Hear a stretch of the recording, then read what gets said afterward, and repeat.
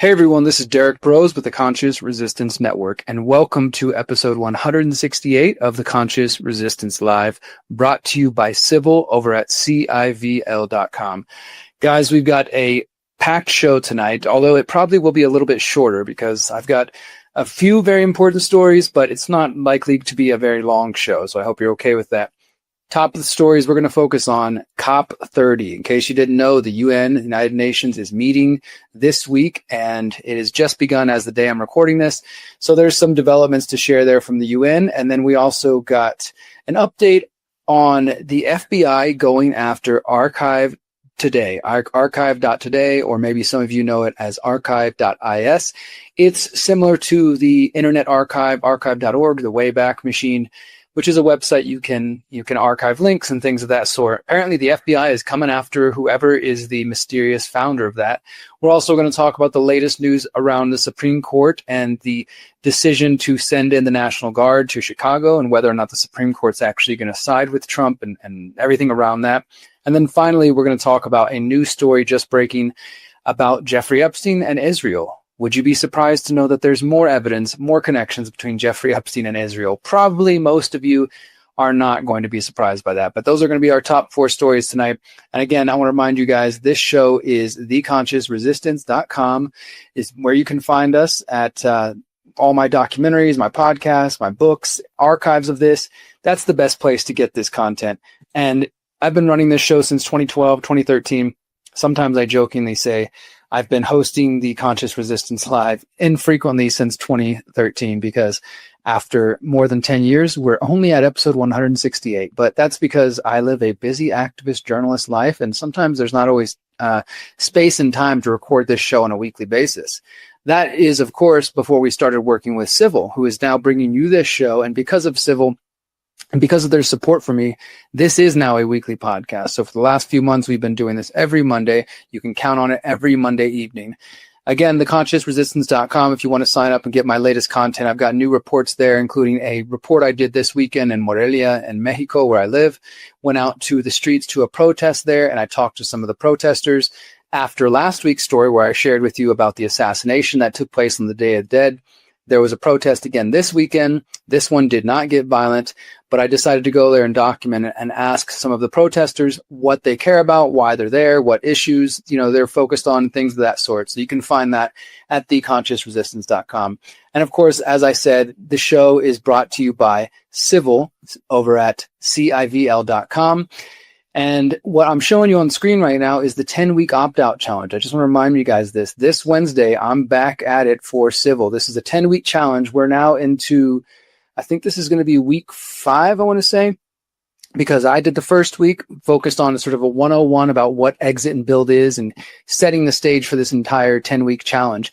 The following week, my buddy John Bush hosted it, talking about applied counter-economics. He got into his 4C strategy: confidence and courage, currency, counter-economics, and community.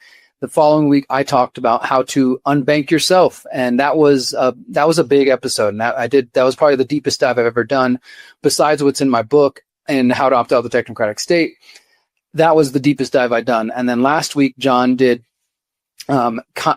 applied counter-economics again, confidence and courage, adopting a sovereign mindset, building unshakable belief and anti-fragile resolve. So again, talking about the importance of mindset. And we're picking it up back this week where I'm going to be focused on opting out of big tech, how to ditch the surveillance giants forever, to switch to privacy-first open source tools. And this is going to be about browsers, operating systems, email, search engine, phones, with a 60-day exit blueprint. So I'm going to help you guys if you're still struggling to get off Microsoft, to get off Google, to get off Apple, and you don't even know what other tools are out there. This is going to be for you. Most of you who follow my work regularly, you probably heard me talk about this, but if you need a little bit of extra help, you can go to Civil and you'll get that. That's going to be happening this Wednesday night. I do it every Wednesday in the evening, 4 p.m. Pacific, and then the opposite weeks, John does it at noon Pacific. So highly encourage you guys to sign up because this is all recorded. So even if you don't watch it live, this is going to live forever on Civil, which is what makes Civil such a great deal. You can sign up for $5 a month or $50 a year. You get this 10-week 10-week opt-out challenge. You get my documentary Liberation 2030, and you're going to be the first people to see the conclusion, the final conclusion of my documentary series, The Pyramid of Power, which will be coming out later this month exclusively on Civil. And all of that can be found at civil.com/TCR. And if you do sign up for the annual subscription of $50 a year, you guys can use the code TCR20 to get a 20% discount off that. I think it's a great deal, and I encourage you to do that. One other thing I want to mention as far as upcoming events, this Wednesday I'm doing that opt-out challenge, but also Wednesday morning, I'm going to be participating in something that we call a virtual micro-activation to promote the People's Reset. And honestly, I know we got some news to get to. I'll get there in a moment. But if you guys could bear with me, I know some of you always are in a rush to get to the news, but you got to sometimes understand that the news isn't necessarily going to help you get to liberation. It's important to be informed. And as a journalist, I care about informing people. But even more than that, we have to find ways to take care of ourselves. And that's what the People's Reset is all about. I've been hosting this event now for 5 years. We started in 2020. The first event was January 2021. We've held 6 of these events in Mexico, 1 of them in the UK, and this will be the 8th one that we're doing, January 28th to February 1st, 5 days, hundreds of people from around the world, all solutions focused. We have 5 themes: liberate your mind, body, and soul, permaculture and food independence, agorism and parallel networks, empowering technology, and building free and conscious communities. So if you are tired of just watching from behind your phone or computer screen and you actually want to connect with other like-minded people who give a shit and are trying to build a better world, the People's Reset is the place for you. This is not just a conspiracy conference or a political thing. This is a truly solutions-focused movement, 100% solutions-focused. No debates about this conspiracy or this conspiracy. I know there's a fun time and place for that, but the People's Reset is a 100% solutions-focused, multi-generational, bilingual event. And so we've been doing these, what we call micro-activations, every other Wednesday leading up to the event. We're going through one of those 5 themes I just mentioned. This Wednesday, the theme we're focusing on is agorism and parallel networks. And as you see, for those who are watching on screen, myself, let me go ahead and pull that up. Myself and Grant Elman, also known as Presence, and then Will Keller, who's a great thinker and just writer about natural law. We're going to be presenting for this virtual microactivation. So this happens 11 a.m. Central Wednesday morning. So if you're open to the idea of the People's Reset, you're thinking about it, I highly encourage you to tune in. Because as you can see, if you're watching on screen and you see these comments, much love from the UK. Thank you, Derrick. You're awesome. Hello from Maui. Hello from Minnesota. Looking forward to this. So people are already excited about this. And what it is basically an hour-long virtual event where each of these presenters, myself included, will speak for about 15 minutes and sort of outline and tease what they're going to talk about when it comes to the People's Reset in January. And this is going to be the first time that I'm going to speak about what I'm going to talk about in January, which is related to my new upcoming book called A Man of My Word, How I Overcame Addiction, Depression, and Mental and Physical Prisons. And actually, that's the first time I'm sharing the title of the book anywhere else. You guys are hearing it live here first. And I'll be releasing the cover and everything soon. It's going to come out in mid-December. And as part of my presentation for the People's Reset, you might be saying, well, Derrick, what does your personal story about drug addiction have to do with agorism and building parallel systems? Well, I don't want to give away my talk, but I'm going to focus on how we as a freedom community, freedom movement, whatever you want to say, that I believe there's a need for an alternative parallel system when it comes to recovery and addiction and overcoming all the different challenges that people face, mental health struggles, drug addiction, sex addiction, porn, gambling, whatever you've got. Because the legacy systems, let's say AA and, governmental rehabs and probation and prison and all this stuff, they're not about actually helping people. And so for me, I'm finding the need, as I'm starting to share more of my personal story and talk about this, I think there's a need for us to focus on the creation of building a system where we can talk about addiction, where we can talk about recovery and those challenges and not feel ashamed of it and be real about it. But at the same time, do it in a way that doesn't just reinforce the same old dogmas and garbage and things that we've dealt with in the past. So that's what my talk at the microactivation is going to be about. I'm really excited because, as I said, it'll be the first time that I share publicly about my book and a little bit more about my journey. The link to that microactivation, you can find it at thepeoplesreset.org. If you go to our blog, we always post the latest news on our blog. We also have a Substack at thegreaterreset.substack.com, and I'll put that in the links. Or you can just go straight to the link in the show notes and sign up there. And so I hope to see you Wednesday at the microactivation, and I hope to see you Wednesday evening at the civil this new week of the opt-out challenge as I talk about opting out of big tech. Now let's go ahead, let's waste no more time, and let's jump into our stories for today. The big one, I think, is that COP30, some of you might be familiar with this, COP30, the UN climate conference, is starting just today, November 10th, and it's going to go for 11 days. It's happening in Brazil. The November UN Climate Conference, COP30, convenes in Belém, Brazil, bringing together leaders from government, businesses, and civil society to tackle the defining challenge of our era. With global temperatures hitting record highs and extreme weather reshaping lives worldwide, the stakes couldn't be higher. COP30 will spotlight the race to keep warming below 1.5 degrees, unveil new national climate plans, also known as NDCs, and I do think you need to keep an eye on those, and assess progress on critical finance commitments made at COP29.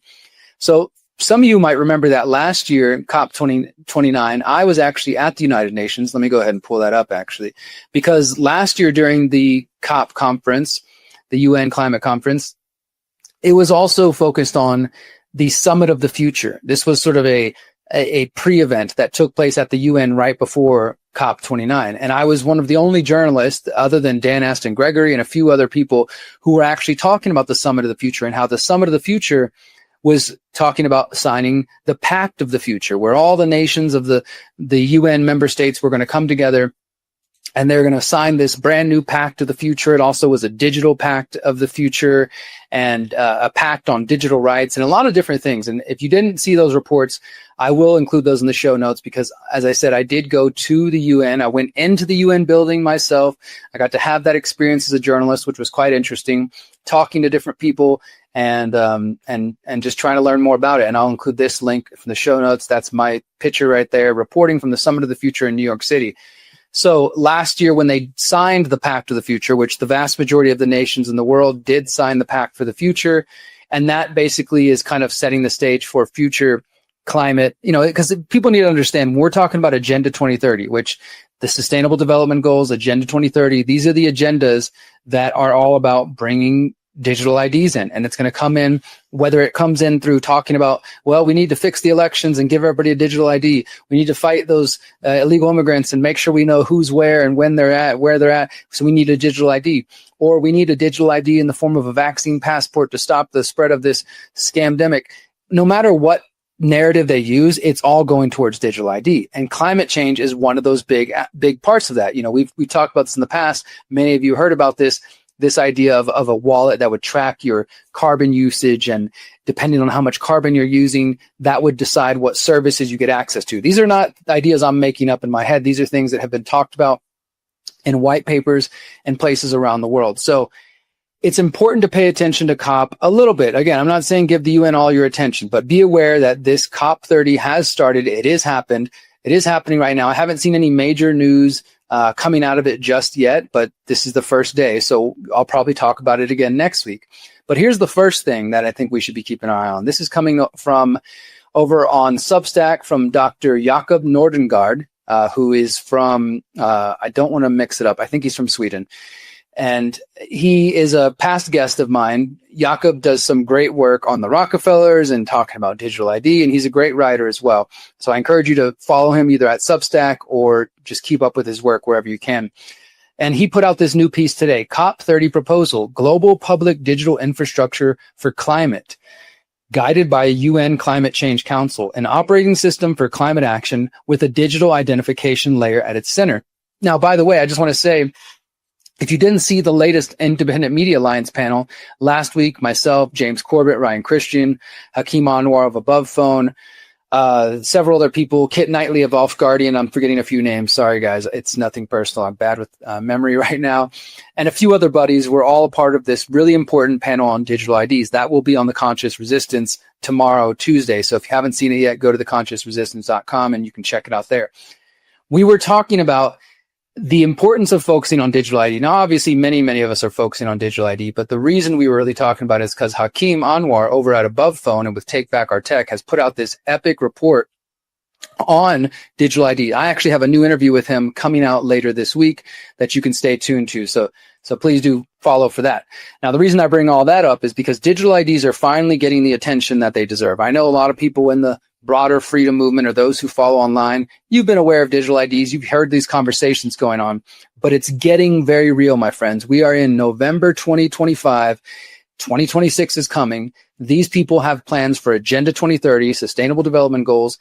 2030 is not an arbitrary number or year. That's the year they would like to have all these plans finished. That doesn't mean they're going to succeed necessarily, but it does mean you shouldn't expect that 2030 comes and all of a sudden they just drop their plans. No, what's going to happen is they're going to move incrementally closer and closer towards this until they finally get what they want. And as I said, climate change is one of the big ways they're going to bring it in. So let's go ahead and see what Jakob is talking about right here. All right, here we go. So what's on the agenda for COP30? Well, the whole climate charade is intended to give birth to a highly efficient carbon management system that will support the SDGs with humans in the crosshairs. Climate change is systems change, and an important tool to achieve this is the application of artificial intelligence, digital public infrastructure, also known as DPI, which Hakeem does talk about in his report. And also I want to shout out to Tim over at Sociable, who has been doing great work on this for years, and digital technologies. And he talks about how Bill Gates is involved in this, but here's the important piece. A couple of days before the summit started, the Brazilian presidency presented a groundbreaking proposal, their words, not mine, for transparent, interoperable, and rapid coordination of climate action called the Global Public Digital Infrastructure for Climate. The proposal was an answer to the DPI for People and Planet Innovation Challenge, which was launched this year in June by Japan's International Cooperation Agency. So they announced the challenge. Here it is, Digital Public Infrastructure for Climate. This is the actual proposal, but this is a response to a challenge. This is the development of digital public infrastructure concept, which was introduced at the G20 in India in 2023. It is described as the foundational digital systems that form the backbone of modern societies. And Jakob has another article about this digital public infrastructure for one Earth, one family, and one future. But with this new thing, it says this climate DPI is described as an operating system for climate action with the ability to, quote, coordinate action across borders at an unprecedented speed and scale, providing real-time data for early warnings and disaster response. Key components include an Earth observation data commons, real-time climate risk monitoring systems, digital platforms for climate finance, and integration of artificial intelligence both for climate and for AI itself. In the center is a digital identification layer described as a, quote, system for unique identification of entities involved in climate action.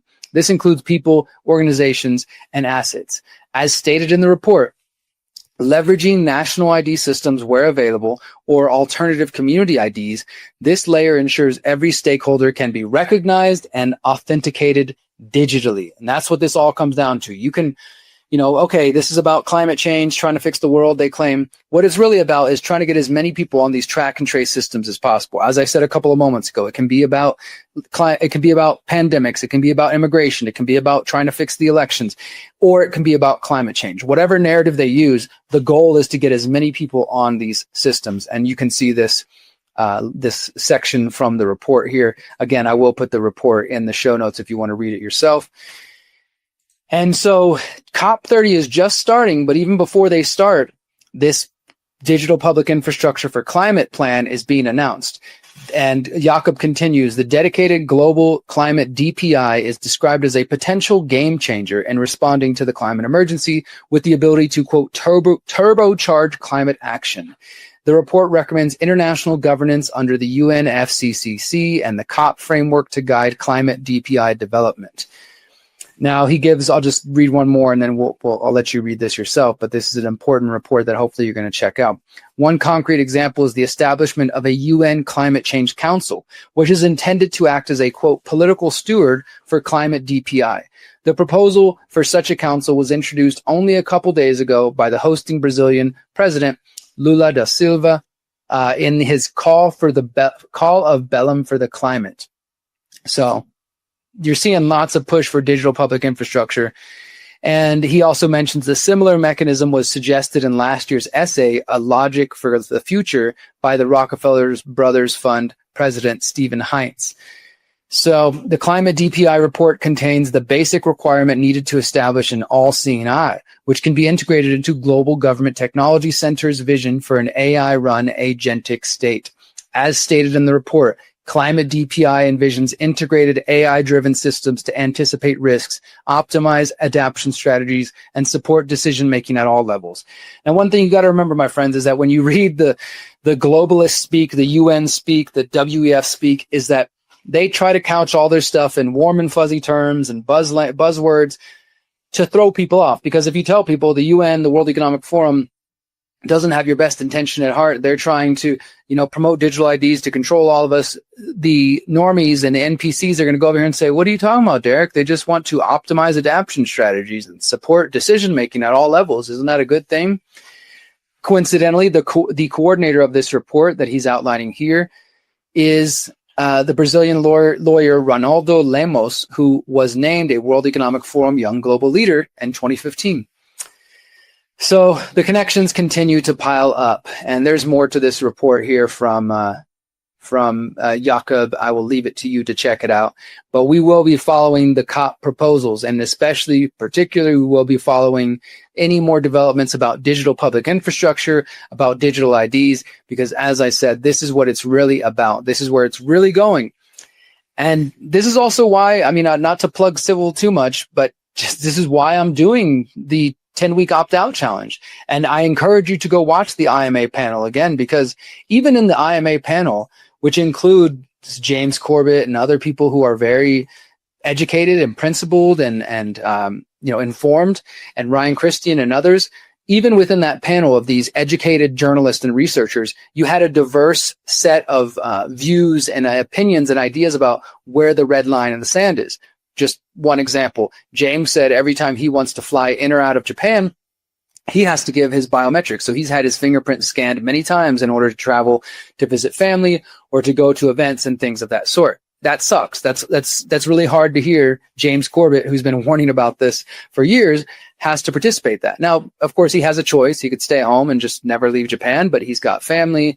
He wants to spread his message. I'm not blaming James at all. What I'm saying is it's very interesting that even within this informed group of the Independent Media Alliance, we have differences of opinions and views on what that line in the sand should be. I gave the example in the panel how my passport expires in a couple years. And also the airports are more and more requiring facial recognition. And for me, that's a line in the sand. So if it becomes impossible for me to fly without submitting my face or my retina or my fingerprints, then I'm going to stop flying. Right now, I am able to opt out and say no, but that probably is going to change soon. And so I've thought about that. Where's my line in the sand? I'm not here to judge other people about what they're going to do, but I will say this. If you're forward thinking, if you're already working on your exit and build goals and you're trying to become less and less dependent on these systems, then you will be in a position where you won't have to compromise your values, your principles, because you can get yourself to a place where you don't need their systems, or at least you need their systems as little as possible.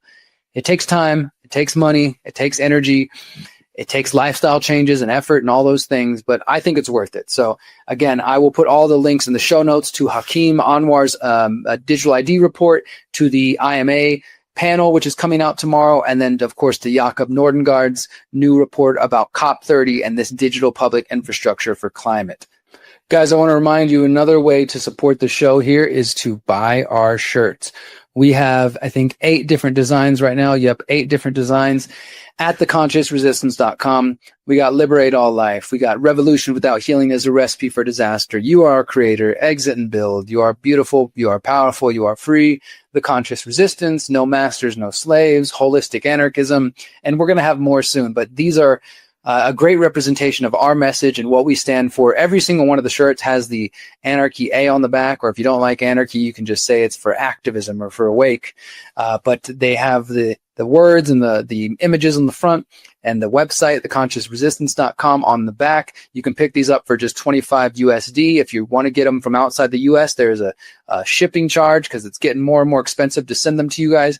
But it really makes me happy every time I get an email and we get a new order. And we've been shipping these shirts to South Africa, to across Europe, to Romania recently. Shout out to the lady over in Romania, across the US, Canada, and elsewhere.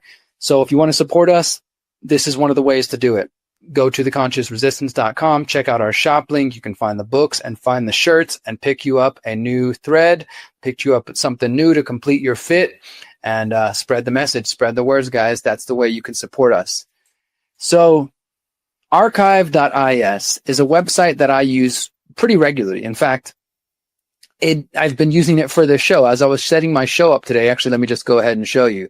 If you're watching on screen, you can see the next story we're going to talk about is the Supreme Court. And this is a CNN link that I wanted to share. Well, CNN will let you read 1 or 2 articles for free, and then they start asking you to pay to, be a member of their service or whatever to get access to these articles.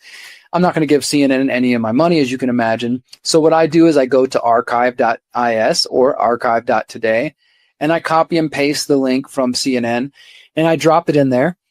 And then it saves it. And not only does it save it so that's preserved on the internet, kind of like how archive.org does, and many of you are familiar with that, the Wayback Machine, but it breaks the paywall so that when before there was a little pop-up here or the words disappear and it says, hey, please log in to read this, now I can read the entire article. So if you ever see me sharing links and it's this weird archive.is link and archive.is/KYBYI, that's how the links look.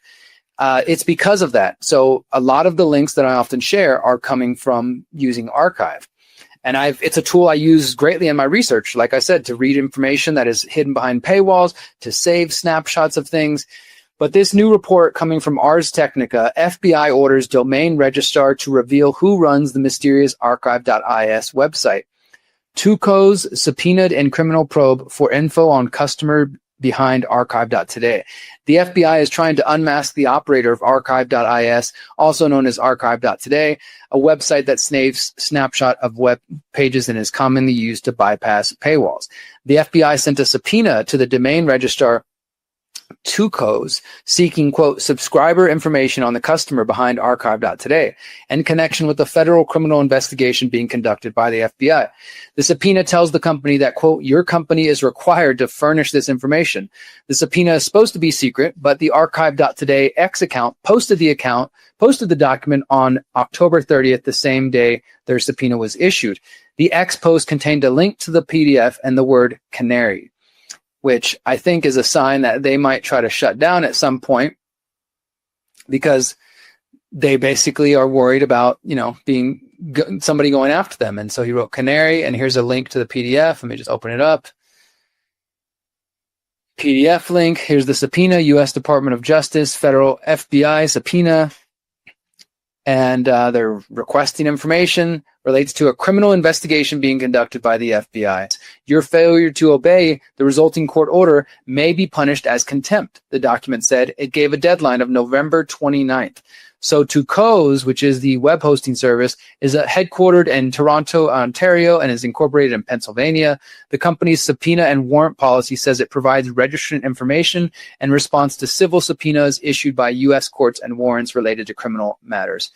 And Archive doesn't even really use their Twitter account. They randomly just posted. They hadn't posted since March 2024.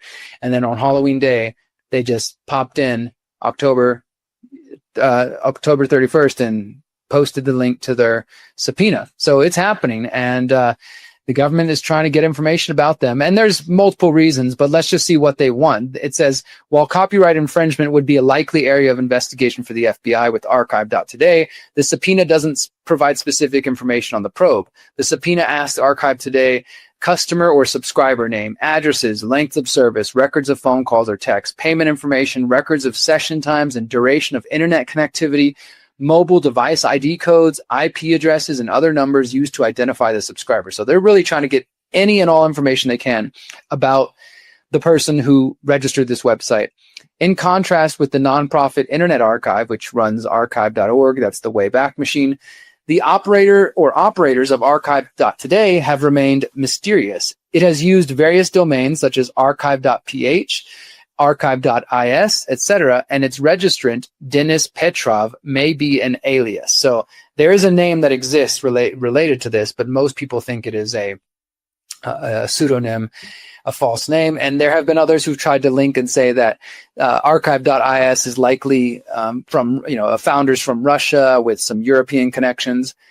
And Archive.Today FAQ, that hasn't been updated in over a decade, says it was started in 2012, uses data centers in Europe, and is privately funded, and it accepts donations. So we are going to see this. We're going to see where it goes. But this is unfortunate because this is a tool that helps break the paywalls, as I said. And as they add here at the end, U.S. publishers have been fighting web services designed to bypass paywalls. In July, the News/Media Alliance said it secured the takedown of a paywall bypass website, 12foot.io. That was another one that helped break paywalls. And they said, quote, following the News Media Alliance's efforts, the web host promptly locked 12foot.io on Monday, July 14th, the group said. So it is likely that if they are able to go after this person, that many of those links that I have used and others have used to, break paywalls or to share links without giving traffic, because sometimes it's not even about trying to break the paywall, so to speak. It is just about trying to not give the big boys, the big companies like CNN and others, your traffic. And that's the thing, is if I go read an article at CNN.com, even if I'm using like ad blockers and stuff, they're still getting that traffic from me. They're still going to get money, from just the traffic itself. And with archive.is, archive.today, we are able to read the information, get the important, stats and facts that we want, but also not give traffic to these companies that we don't want to support. And so that's what it really comes down to. And it's a really helpful tool. And I really hope that they don't get taken down, but it is likely that that's where things are going. So, all right, let's go ahead and continue with our next story. We're going to talk a little bit about the Supreme Court real quick. And this is an update on an ongoing dialogue, an ongoing story about the National Guard being sent out different places, and whether or not the Supreme Court is actually going to allow Trump to continue to send National Guard into Chicago, Portland, and places like that. And there's going to be some pretty big ramifications from whatever they decide, as you can imagine. First, let's look at this one from CNN. Supreme Court wants more time and information before deciding if Trump can send National Guard to Chicago. This was reported about 10 days ago. Supreme Court on Wednesday took the rare step asking for additional briefing in a high-profile emergency case challenging President Donald Trump's deployment of the National Guard to Chicago, questioning whether those troops can be used under the federal law at issue to augment immigration officials. Federal court earlier in October blocked the deployment, and in a signal that the Supreme Court isn't in a hurry, the justices indicated that they won't decide the case till at least November 17th. That means next week.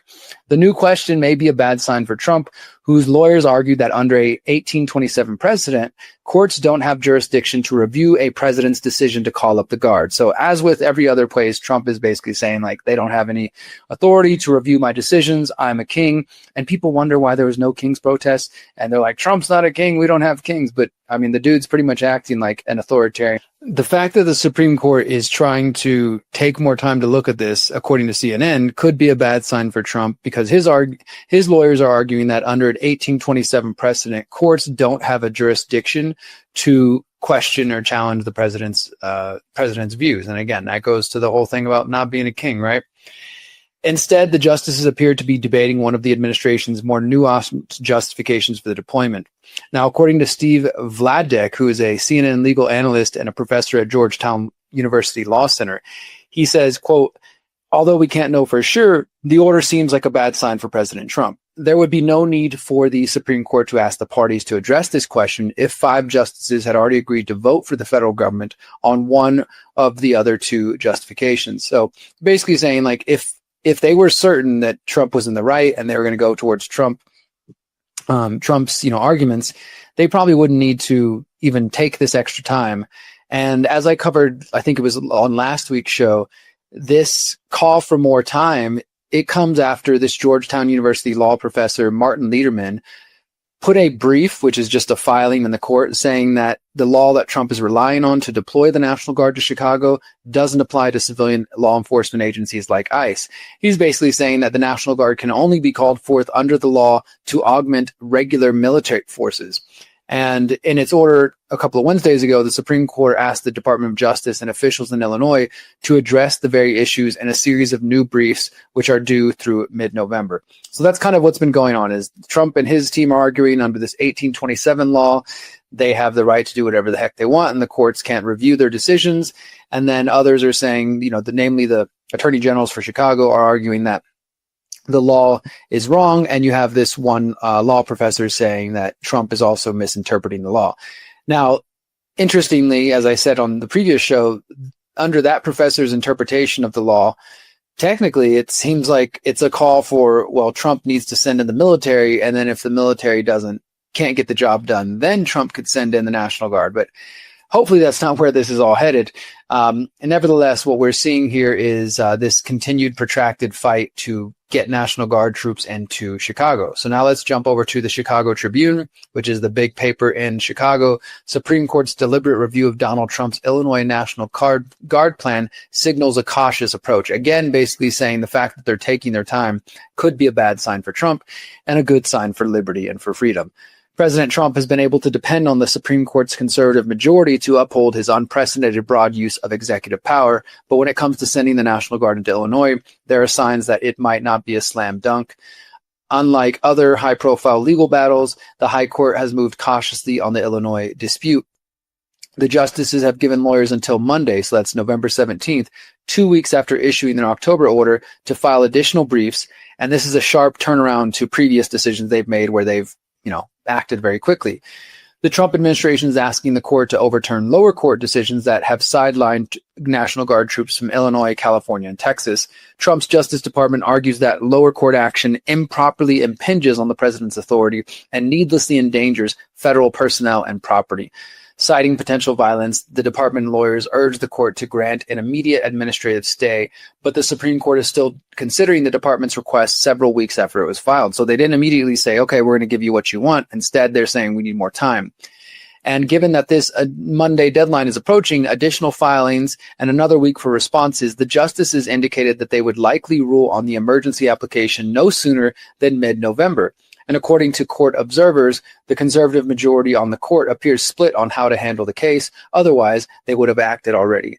According to Carolyn Shapiro, founder and co-director of the Chicago-Kent College of Law's Institute on the Supreme Court, says the justices, quote, do not appear to think there is an emergency requiring their immediate action. They can and do act very fast, and they're not in this situation. And what that means in the world outside the courtroom is that the National Guard will stay off the streets at least until the middle of November and maybe even longer. The Trump administration lawyers are being fought by lawyers from the Illinois Attorney General's office, which urged the Supreme Court to keep the ban on, saying, quote, the state seeks to protect its sovereignty, retain control over local policing, and protect the basic structure of American federalism from unprecedented intrusion. The lawyers from Illinois are saying that their order didn't prevent federal agencies from addressing violence with as many federal law enforcement as they believe appropriate. It's just preventing them from bringing in the National Guard.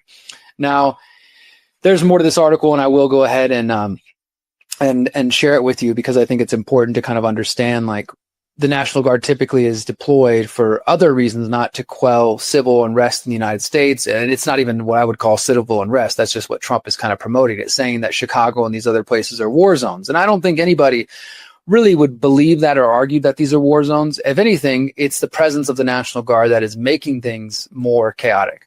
Now, again, I want to reemphasize, because I've said this on recent shows, that I know not everybody in my audience understands or appreciates what's happening in Chicago in terms of activists standing up and pushing back or organizing or even just talking shit to ICE in the streets.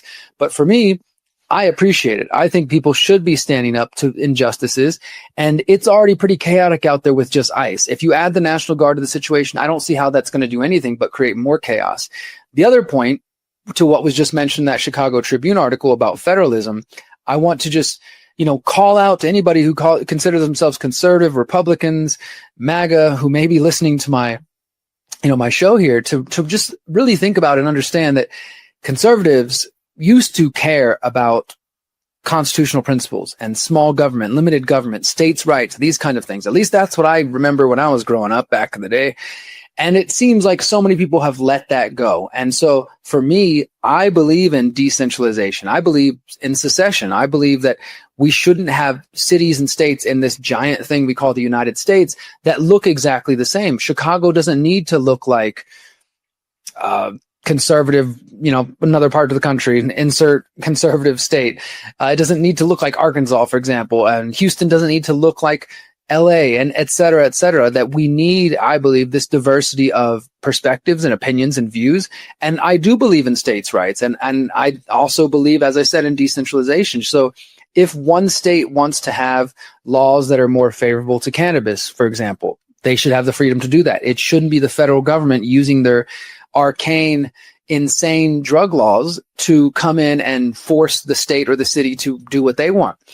And in the same way, if somewhere like, let's say, some of the towns and cities in Virginia years ago who were declaring themselves Second Amendment sanctuary cities, if they want to have stronger gun laws, they should be able to do that. And the feds shouldn't come in there and try to force them to change, and so on and so forth. If it comes to immigration, if it comes to cannabis or gun laws, if cities and states want to have their own sort of view on those things, I think that's legit. I don't think we should be encouraging the feds to come in and force their view and force their laws onto the municipalities and onto the states.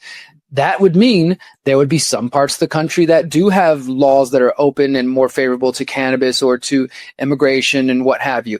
And I think that is a beautiful thing. That is true decentralization. That's these federalist kind of principles. And I think that's where we should be headed. Now, I know I'm just one person and most people probably don't agree with that, but even if you just rest your case on states' rights, that the states have some rights and that whatever powers are not given to the feds, they're reserved for the states. I don't know why so many people have gotten away from that. I can guarantee you, if this was Obama sending a National Guard to go enforce some laws in conservative states with conservative governor or something like that, people would be flipping their minds. They would be losing their shit, and they would be doing so rightfully, justly, because that is not a correct thing. That's nothing that we should be, supporting or setting that precedent. So when I see conservatives who, because of their desire to enforce immigration laws, they are celebrating and cheering on a loss of states' rights and the growth of the federal government and the ability to force states and cities to do what you want, I don't think you guys are thinking this through. I don't think you're thinking of the long-term, consequences of where this is headed. Nevertheless, we will continue to follow up with the Supreme Court decision, because whatever they decide for Chicago is going to affect the rest of the United States, and it's going to be a pretty big decision. So we will stay on that. I want to remind you guys one more time that Civil is the one who brings you this podcast. I've been working with them now for a couple of months, and I love it because Civil is a streaming platform, a podcasting network that is dedicated to upgrading human civilization. And they do that by promoting individual liberty, promoting voluntarism, and promoting human respect. They have tons and tons of awesome documentaries on their platform. They've got other podcasts besides mine.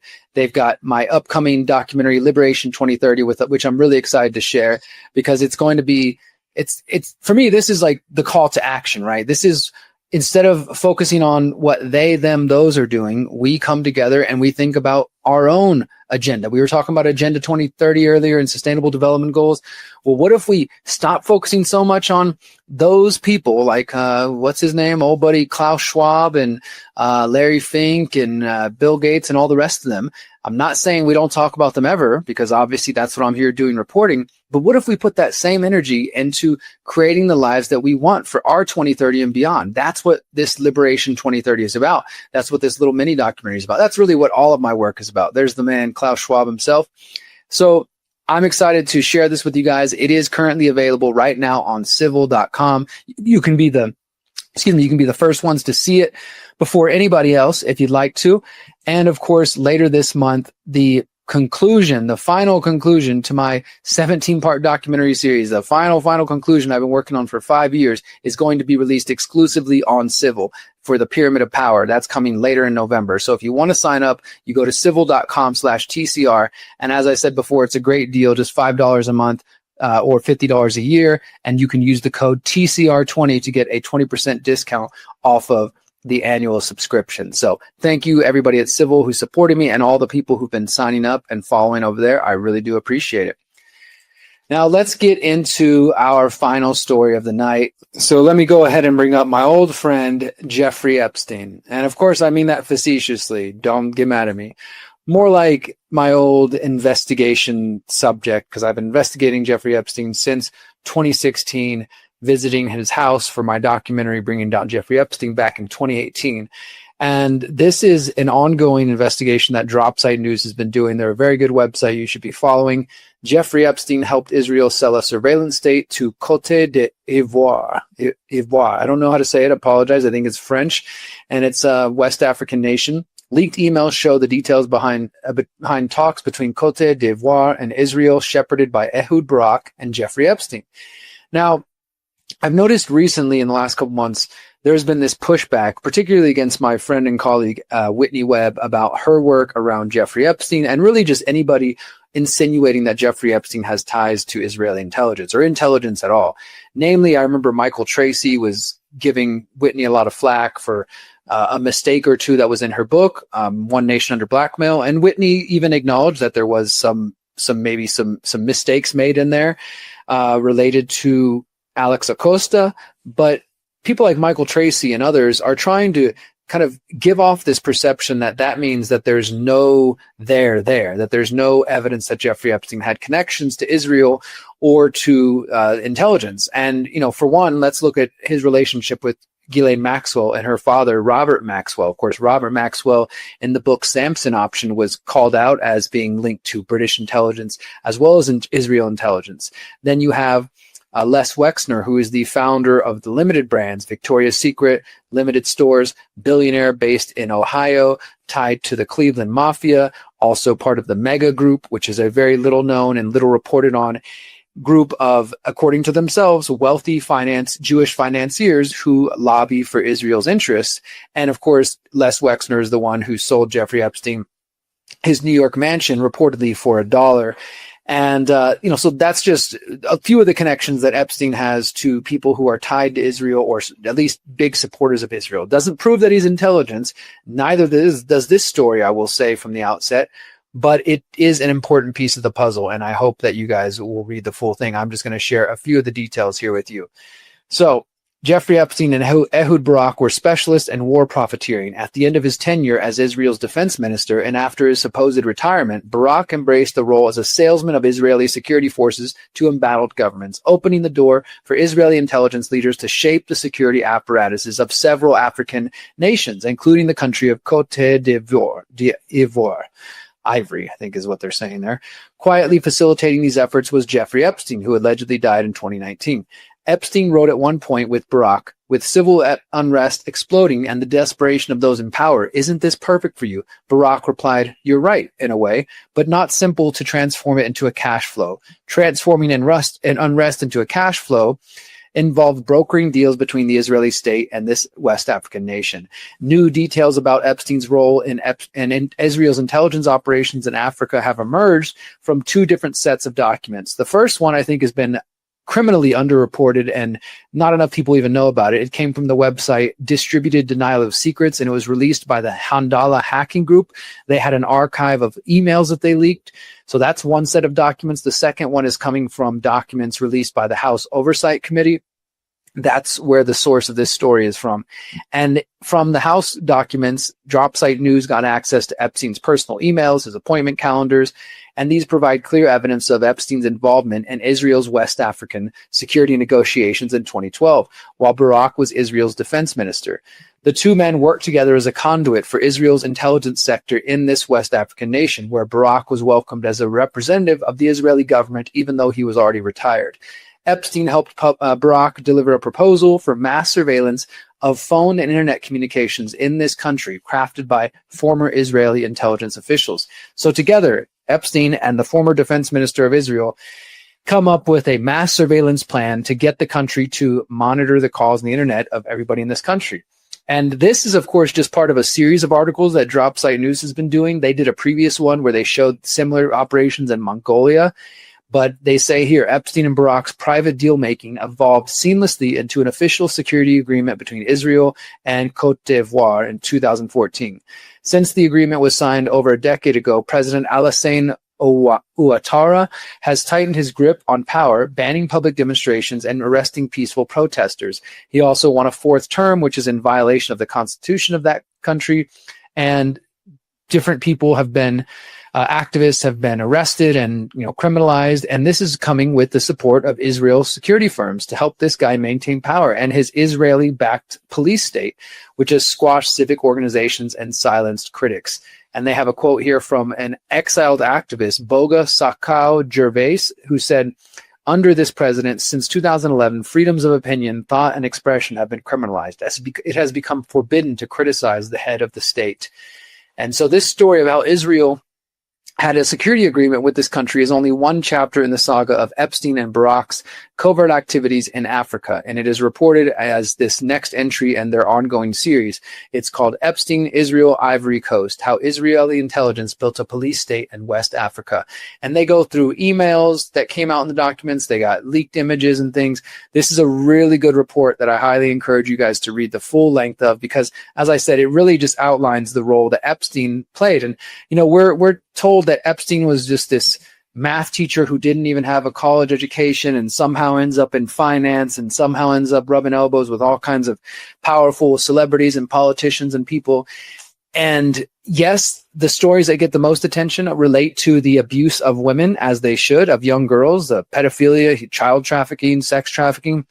But that's not the extent of the Epstein network, and people need to understand that as a big piece of the puzzle. But also, it's stuff like this. It's this espionage. It's the promotion of transhumanism and life extension technology, and involvement with Israeli intelligence as well as other intelligence, and selling these spyware to different nations around the world. I mean, this is the full extent of the Epstein network, and I still don't think enough people really even understand or can really grapple with how big Epstein was in the picture. He wasn't the top of the pyramid by any means. He was still a bit player, a small player for sure, but he was an important player nevertheless. And I don't even think that we have really fully contended with, and maybe never will fully understand, the role that Jeffrey Epstein played and how important he was to the pyramid of power. Again, not the top of the pyramid, but obviously an important go-between and a conduit between private industry, intelligence, and Hollywood,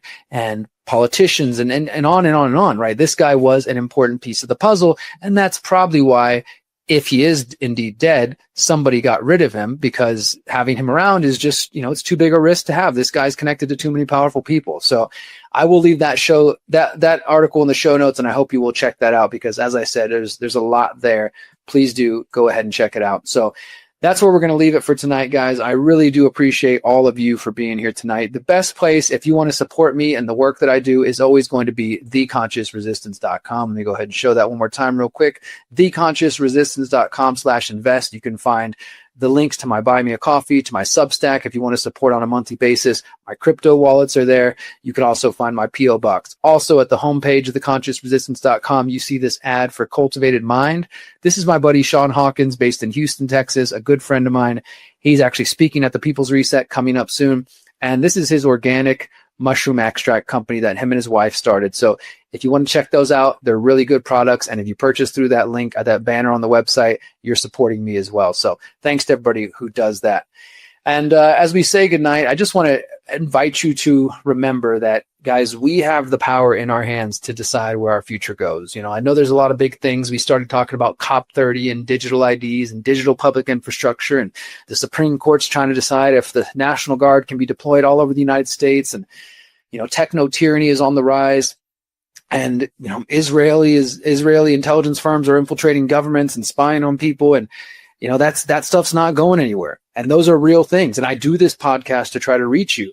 And yet at the same time, ultimately what I want and what I hope when I'm wasting my breath and talking about these things and reporting on these things is to motivate you to action, to realize that we have to take care of our own lives. We can't count on other people to do it for us. So we have to step up to the plate. We have to be willing to take our lives into our own hands. And for me, that's not going to happen through politics. I don't think you should trust Trump to save you, or RFK, or some other future Democrat, or some future Republican, or JD Vance, or Elon Musk, or whoever. You have to take charge of your own life. And I want to invite you guys, if that's something that you're ready to consider, to come to Mexico in January for the People's Reset, January 28th to February 1st. I know it takes time. I know it takes money to get a flight, to get a hotel, but I promise you, my friends, if you commit to this and you make the effort, you will have a life-changing, paradigm-shifting experience. You'll be surrounded by 400 plus people from around the world who are focused on true solutions, not politics, not hopium. This isn't another conspiracy conference where we debate, abstract conspiracies that have no, basis in our daily lives. This isn't a political event that's going to tell you to go worship this person to save the day. This is a 100% solutions focused event, 5 days, all solutions. I really, really would love to see some of my conscious resistance people out there. If you're on my email list, if you follow my channels and you're coming to Mexico for the People's Reset, let me know. I would love to meet up and have a meetup of the enlightened freedom lovers, anarchists, and the conscious resistance community, and we can connect at the People's Reset. The website, again, is thepeoplesreset.org. You're going to hear me talk more and more about it because I feel like I don't do a good enough job of promoting it to you guys. I know some of you aren't interested in events. You don't get the power, the impact. But if you're on the fence, take the step. Come to Mexico. You will enjoy it. There's direct flights from Houston. All the details are at thepeoplesreset.org, guys. Tickets are available now. And I'm going to actually end with a short little trailer of the People's Reset to kind of tease you and hope you get you excited. And then also we're going to conclude with a music video, a song from Nattali Rize. I know I played it last week. We're going to play it again this week because it's such a good song. And Nattali will be performing in Mexico at the People's Reset. So thank you guys so much for being here. Please focus on what you can do for yourself, your families, and for the coming 7 generations. And until next time, my friends, remember, you are powerful, you are beautiful, and you are free. Peace. Our power is in our voice. Our power is in our thoughts. Our power is in our actions. Our power, it's already innate in who we are. We are the earth. We are the sky. We are the trees. We are our ancestors. We are the future generations. We are all that is.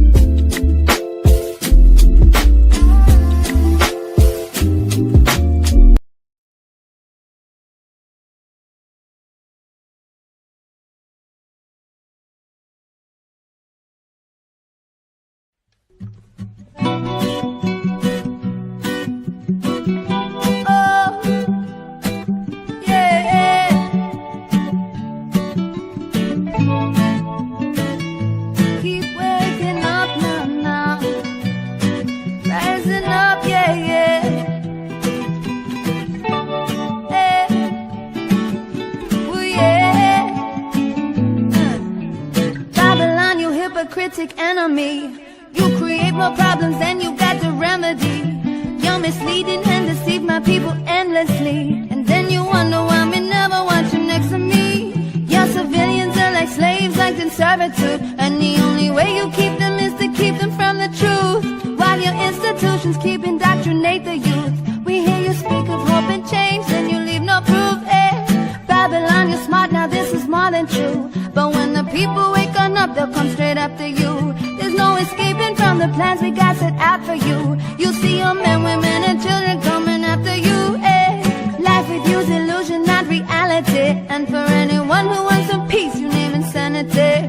You subdue my people with stories and fantasies, false governments, false courts, false authorities. In this iration, all nations, one people, one destiny, yeah. Iration, all nations, one people, one destiny. variety. There is no other that could claim more notoriety. With all your chemical concoctions of variety, what you really seek is for my people to go quietly. But what they're really getting ill from is your mind control. It has diminished our intelligence and numbed our souls. Manipulation of the masses is your only goal. You may have succeeded, but the difference is now we know. So what you gonna do without our energy? Cause now we're using it to make a brand new energy. Yeah, we infuse our meditation, our philosophies, learning to transcend beyond the realms of this reality. Yeah, so Babylon, it's over now, it's time you go. When one foundation's rotten, you can't go no more. So lift your eyes and set your sights upon that door, and get the out of our lives, don't come back no more. In it, I shine. All nations, one people, one destiny. Yeah, I shine. All nations, one people, one destiny. Yeah, music's the healer, the healer. She's the healer. Music, the healer, the healer. She's the healer. Oh, the healer. Oh, in this iration, yeah. All nations, one people, one destiny. Yeah, iration. All nations, one people, one destiny. Yeah.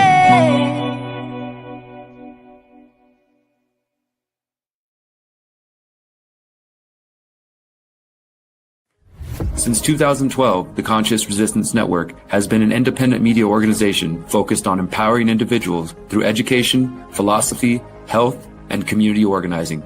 We work to create a world where corporate and state power do not rule over the lives of free human beings.